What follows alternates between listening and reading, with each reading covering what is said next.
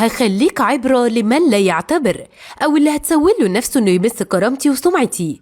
دي أكيد بتحضر صوتها الشتوي ويشرفها إني أطرح عليها سؤال واحد وهي الخسرانة.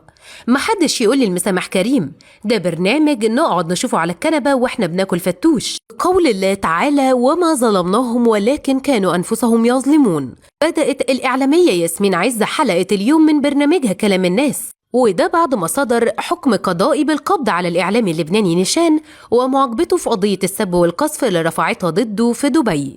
وقالت ياسمين عز: ما حدش يطلب منه سامحه ولا يقول لي المسامح كريم. ليه كل ده وإيه اللي حصل؟ خليكم معانا وأنا أقول لكم إيه الأزمة اللي كانت بين ياسمين عز ونيشان. في البداية كان السبب في لقاء نيشان وياسمين عز هي ندوة ضمن فعاليات منتدى الإعلام العربي واللي كان معمول في دبي، وكان بيضم كمان مجموعة كبيرة من رجال الأعمال في الوطن العربي.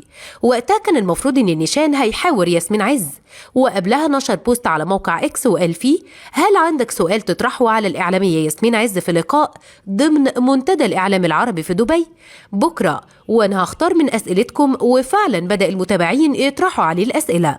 وتاني يوم لما بدأت فعاليات الندوة اتأخرت ياسمين عز وما حضرتش الندوة. وقف نيشان وسأل: فين ياسمين عز؟ يمكن بتحضر صوتها الشتوي. وطبعا كل اللي في الندوة ضحكوا على كلمته، وكمل الندوة لوحده. وبعد ما خلصت الندوة قال في تصريحات في التلفزيون إن من أهم أخلاقيات الإعلام المهني إنه يحترم مواعيده ويفي بوعوده. ولما اتسأل: طب تفتكر هي غابت ليه عن الجلسة؟ رد بشدة وقال: ما يهمنيش أبدا، وأعتقد إنه يشرفها إني أطرح عليها سؤال واحد وهي الخاسر الأكبر. ولما سألوا بعدها المذيع هل حصل حوار بينه وبين ياسمين قبل الجلسة عشان يتناقشوا في الأسئلة، رد وقال: أسئلتي بتخوف أنا عارف، بس أنا كنت هنقل صورة الشارع والمشاهد، وأنا مش بسمح للضيوف إنهم يتناقشوا معايا في الأسئلة قبل الحلقة وقبل النجومية والترند في أساس، وهو احترام الذات وإنك تكون أهل للثقة اللي خدتها من الناس.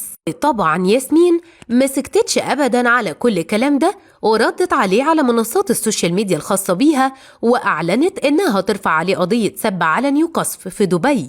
وكتبت: انطلاقا من حرصي واحترامي لهذا المؤتمر والحدث الإعلامي الكبير، وانطلاقا من احترامي وتقديري لدولة الإمارات العربية المتحدة متمثلة في إمارة دبي، تم اتخاذ الإجراءات القانونية اللازمة ورفع الدعوة، وبناء عليه مش هرد على إساءة هذا الشخص الذي افتعل هذه المشكلة وأساء لشخصي في غيبتي وبطريقة علنية وبشكل مرفوض أخلاقا وقانونا، وسوف أوكل الرد للجهات القانونية المختصة داخل إمارة دبي، ثقة مني في قضائها الشامخ والعادل، وتعزيزا لدور القانون في ردع كل من تسول له نفسه الخوض في سمعة الأشخاص والتشهير بهم بدون وجه حق.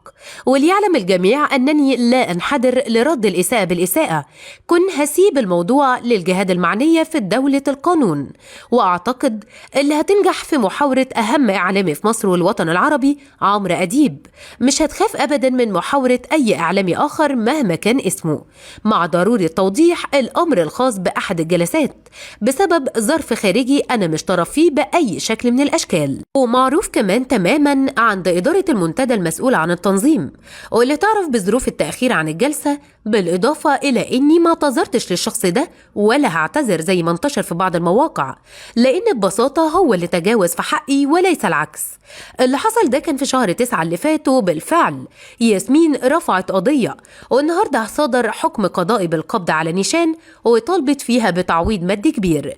وقالت كمان إنها لما هتاخد التعويض ده هتتبرع بيه لمؤسسات خيرية، لأنها مش بتدور على إنها تكسب فلوس، وإنها رفعت القضية بس عشان تخليه عبرة لمن لا يعتبر. وبعد ما صدر حكم القضاء في دبي رفعت قضية تانية ضده في مصر، والقضية خدت مجراها وتم تحديد الجلسة للنظر فيها في المحكمة. كتبت ياسمين على انستجرام: محدش يقول المسامح كريم، ده برنامج نتفرج عليه واحنا بناكل فتوش، لكن أنا مش هسيب حقي.